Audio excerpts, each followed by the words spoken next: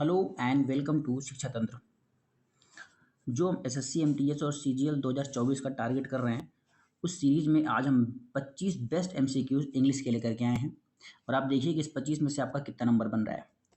सबसे पहला क्वेश्चन है, select the most appropriate synonym of the given word. Contradict, इसका सिनोनिम हमको बताना है। तो इसका सही आंसर है सेकेंड, कंट्रावीन। इसका मतलब होता है विरोधाभास। ठीक है, कंट्रावीन या कंट्राडिक्ट। परमिट, परमिट मतलब अलाउ, अलाउ मतलब आप समझ रहे हैं किसी को अलाउ करना। वेरीफाई मतलब सत्यापित करना। और वाउच, ये दोनों एक दूसरे के सिनोनिम्स हैं। किसी सही बात को सत्यापित करना वेरीफाई और वाउच कहलाता है। Next question, she growled so loud that the men and boys outside were frightened. इस सेंटेंस में हमको एरर देखना है कि कहाँ पे एरर है। ठीक है, तो एरर यहाँ पे अगर हम देखेंगे तो लाउड में है।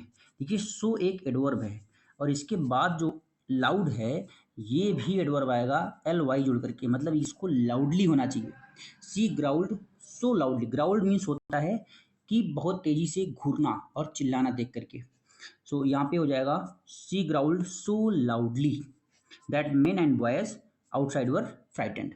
फ्राइटेंड मतलब डर जाना, लाउड मतलब बहुत तेज आवाज करना, ग्राउंड मतलब मैंने बता दिया, आउटसाइड मतलब बाहर। Next question, my friend was playing the devil's advocate. देखिए, ये एक ईडियम है, ये एक ईडियम है in the discussion. Devil's advocate का मतलब होता है one who argues against something just for the sake of arguing. इसका मतलब है कि किसी बात का विरोध करना केवल बहस करने के लिए, बहस करने के लिए किसी बात का विरोध करना, devil's advocate. Next question, change the active voice to passive voice. तो पैसिव वॉइस इनमें बदलना है, बहुत आसान है, हमको पता है कि जो हमारा ऑब्जेक्ट है उसको सब्जेक्ट बनाएंगे तो my bicycle, my bicycle and has हो जाएगा हैज बीन में। तो my bicycle has been repaired by the mechanic, C मतलब 3 इज द राइट आंसर। ठीक है, नेक्स्ट क्वेश्चन लेते हैं। यहाँ पे हमको क्या करना है कि correctly complete the sentence meaningfully. यहाँ पे हमको देखना है कि कौन सा पार्ट यहाँ पे इसको सब्स्टिट्यूट करता है।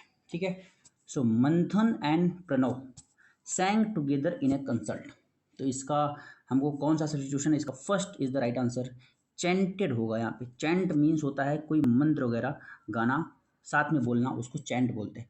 इनशिएट मतलब होता है कि किसी बात को क्लियर करना, किसी बात को क्लियरली, किसी आइडिया को क्लियरली बताना। इंजॉइन मतलब होता है इंस्ट्रक्ट करना, इंजॉइन मतलब इंस्ट्रक्ट करना। एंड आर्टिकुलेट मतलब कि आपके बोलने की जो स्किल है उसको बोलते हैं आर्टिकुलेट। तो यहाँ पे इसका आंसर है first is the right answer. Next question है, he needed someone whom would understand him। यहाँ पे हमको एरर ढूंढना है, एरोनियस पार्ट ढूंढना है। तो देखिए, ही यहाँ पे आया है, ही एक सब्जेक्ट है और जो सब्जेक्ट होगा वो एक सब्जेक्टिव नाउन ही लेगा। ठीक है, वो एक सब्जेक्टिव नाउन ही प्रोनाउन लेगा, सॉरी सब्जेक्टिव प्रोनाउन। ठीक है, तो होम जो है, होम एक ऑब्जेक्टिव प्रोनाउन है, होम एक ऑब्जेक्टिव प्रोनाउन है, जबकि यहाँ पे आएगा हु। सो एरर किस पार्ट में है, एरर है हमारा बी में। नेक्स्ट क्वेश्चन, नेक्स्ट क्वेश्चन है हमारा, select the most appropriate option to fill in the blank. We, यहाँ पे इन चारों में से इसके बाद ढूंढना है कौन सा भरा जाएगा। Of old clothes and bought new ones for Diwali. तो आपको यहाँ से अगर हम मीनिंग निकालेंगे तभी पता चलेगा कि जो ओल्ड क्लोथ्स हैं उनको निकाला गया है, हटा दिया गया है, और बॉट मतलब खरीदा गया है, न्यू वंस नए खरीदे गए हैं दिवाली के लिए। तो देखिए, कॉस्ट माने होता है कीमत। ठीक है, कॉस्ट माने कीमत, ये कोस्ट माने होता है तट, ये कास्ट मीन्स होता है जाति। तो इसका राइट आंसर जो होगा वो फोर्थ होगा। कास्ट ऑफ मतलब होता है, कास्ट ऑफ मतलब निकाल देना। सो वी कास्ट ऑफ मतलब हमने निकाल दिया old clothes and bought new ones, और हमने नए खरीद लिए।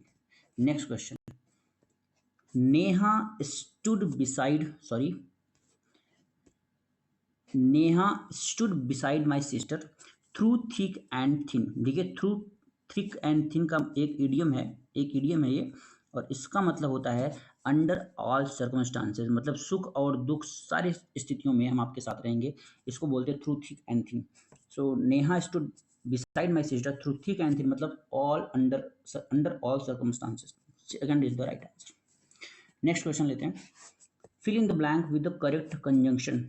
Either I drive to the airport, फिर blank the blank, and I get a taxi. तो देखिए हमने पहले यहाँ पे बता दिया है कि यहाँ पे आइदर के साथ और लगता है, यहाँ पे 3 इसका सही आंसर है. यहाँ पे कुछ पेयर हैं, देखिए सो एज, यहाँ पे एज था, सॉरी, नाइदर नॉर, आइदर और, हार्डली के साथ व्हेन का यूज होता है, नो सूनर देन होता है, स्कार्सली के साथ व्हेन लगाते हैं, सो दैट होता है, टू सो सच, ये सब हमको याद रखने हैं. अल्दो एट लेस्ट के साथ शुड लगाते हैं हमेशा, वेदर के साथ आर, ये हमको पता होना चाहिए. ये सारे यहाँ पे कपल्स हैं, जो जोड़े हैं, पेयर्स हैं. ओके, नेक्स्ट क्वेश्चन लेते हैं. My friend believes in super natural elements in the universe. देखिए सुपर नेचुरल का मतलब है जो नेचुरल ना हो, beyond natural, right, beyond natural, उसको बोलते हैं हम यूजुअल, उसको बोलते हैं यूजुअल, क्योंकि यहाँ पे एंटोनिम्स पूछा है. ठीक है, सुपर नेचुरल मतलब बियॉन्ड नेचुरल, जबकि यूजुअल इसका एंटोनिम्स सही हो जाएगा. ओके, नेक्स्ट क्वेश्चन लेते हैं. Select the correct indirect form. तो हमको इनडायरेक्ट इसका बनाना है. तो chief economic adviser said my subordinate has step down. तो chief economic adviser said that, my की जगह हम लगा देंगे his subordinate, has step down, मतलब हैज जो होगा ये प्रेजेंट में है, इसको हमको बदल देना है पास्ट में, तो यहाँ पे हैड हो जाएगा स्टेप डाउन. यहाँ पे fourth is the right answer, इसका चौथा सही आंसर है. ठीक है, next, she has let herself be gone after her divorce. तो इसमें पूछ रहा है ऑप्शन दैट कैन सब्सटीट्यूट. तो सब्सटीट्यूशन यहाँ पे देखना है हमको, कौन सा इस पार्ट को सब्सटीट्यूट बेस्ट करेगा. तो सी हैज लेट हर सेल्फ, यहाँ पे एक इडियम होता है, लेट हर सेल्फ गो, लेट हर सेल्फ गो, इसका मतलब क्या होता है? लेट हर सेल्फ गो का मतलब है कि behave in a wild manner, आप पागलों की तरह व्यवहार करने लगते हैं. So she has let herself go होगा यहाँ पे, first is the right answer, ना कि let herself be gone. वो अपने डाइवोर्स के बाद पागलों की तरह व्यवहार करने लगी. She has let herself go after her divorce. Next question है हमारा, select the most appropriate word for the given group of words. The study of stars and planets. So the stars और planets की जो study होता है उसको क्या बोलते हैं? उसको बोलते हैं astronomy. Third is the right answer. देखिए आर्कियोलॉजी का मतलब है कि study of history of humans, right, study of history of humans, right, जो मानव हैं उनके इतिहास के बारे में पढ़ना, पूरा तत्व जिसको बोलते हैं आर्कियोलॉजी, पूरा तत्व. ओके, एनाटॉमी मतलब होता है कि जो हमारी बॉडी का स्ट्रक्चर है उससे रिलेटेड होता है एनाटॉमी. तो ये हो गया. उसके बाद एस्ट्रोनॉमी का मतलब बता ही दिया, study of stars and planets. Astrology का मतलब होता है ज्योतिष होता है. नेक्स्ट क्वेश्चन देखिए, यहाँ पे हमको ABCD इसको करेक्ट बनाना है कि कौन सा पहले आएगा कौन सा बाद में आएगा. अगर हम देखना चाहें, देखिए जो इंट्रोड्यूस करेगा किसी चीज़, अगर हम इस चारों को पैराग्राफ के रूप में देखें तो कौन सा इंट्रोड्यूस कर रहा है. तो इंट्रोड्यूस कौन सा कर रहा है अगर हम देखें तो सबसे पहले United Nations maintains peace and security in the world. ठीक है, इट ऑल्सो मतलब कोई घटना पहले हो चुकी है, तभी जैसे हम कहते हैं कि ये तो हुआ लेकिन ये भी हुआ. ऑल्सो माने भी, इसका मतलब बी तो नहीं होगा, बी से स्टार्ट नहीं होगा, इसका मतलब ये नहीं होगा हमारा आंसर. उसके बाद यूनाइटेड नेशंस ऑल्सो स्ट्राइप्स, यहाँ पे ऑल्सो आ गया. देखिए ऑल्सो मतलब फिर से कोई काम हो चुका है पहले, इसका मतलब सी से भी स्टार्ट हमारा आंसर नहीं होगा, सी वाला भी काट दो. इसके बाद इट ऑल्सो, यहाँ भी ऑल्सो आ गया है. तो जब ऑल्सो का मतलब है कि कोई काम बाद में हुआ, इसका मतलब यहाँ भी ऑल्सो, इसका मतलब यही खत्म. दूसरा एकदम सही आंसर है ABCD. United Nations maintains peace and security in the world, ये पहले. फिर it also takes care of developing friendly relations between Nations.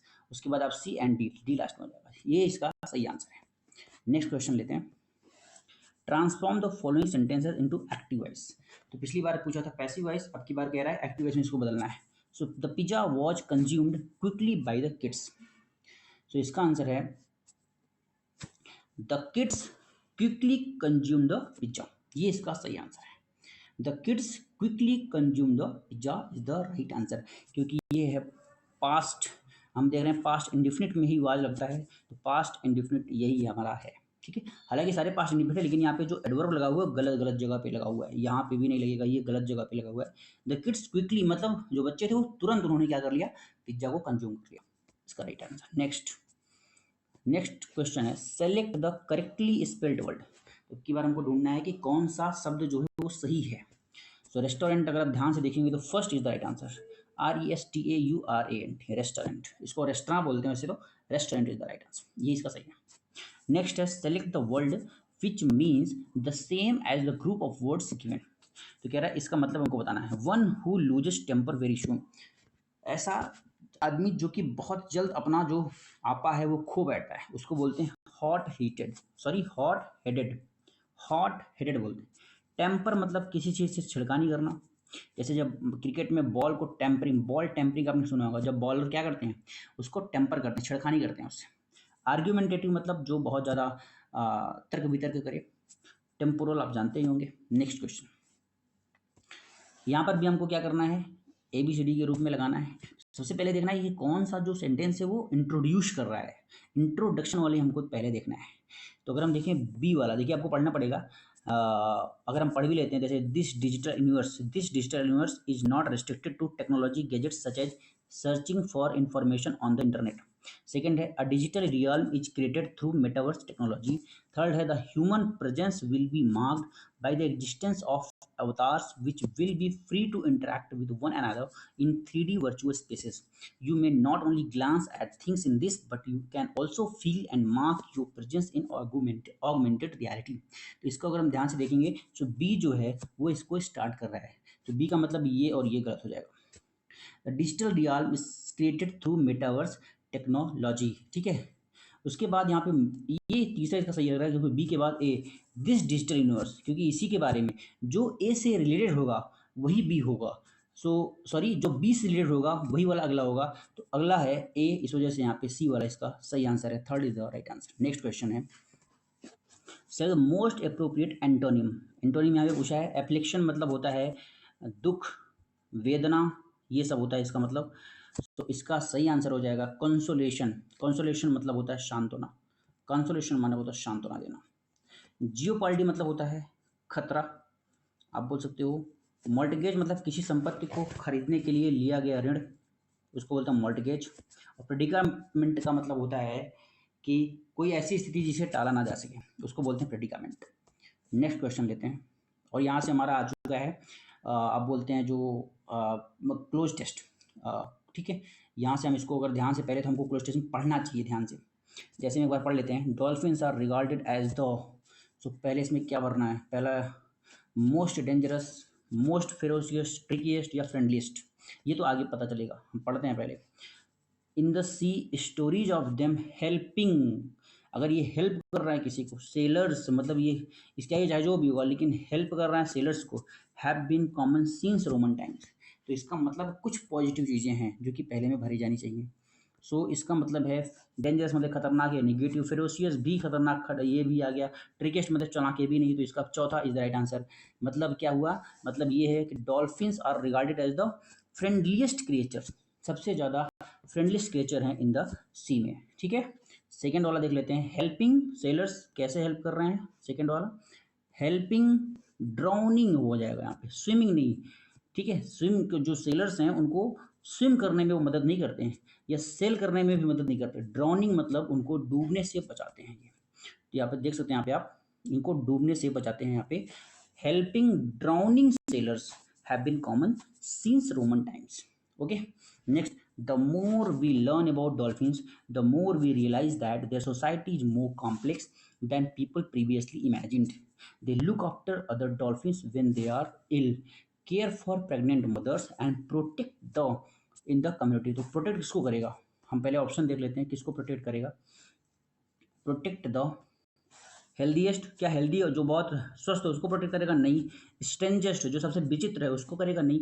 Weakest, ये इसका सही आंसर है, जो सबसे कमजोर होगा उसको क्या करेगा, उसको वो प्रोटेक्ट करेगा। तो इसका 30 वाला एकदम सही आंसर है। चौथे में क्या भरा जाएगा, हम देख लेते हैं।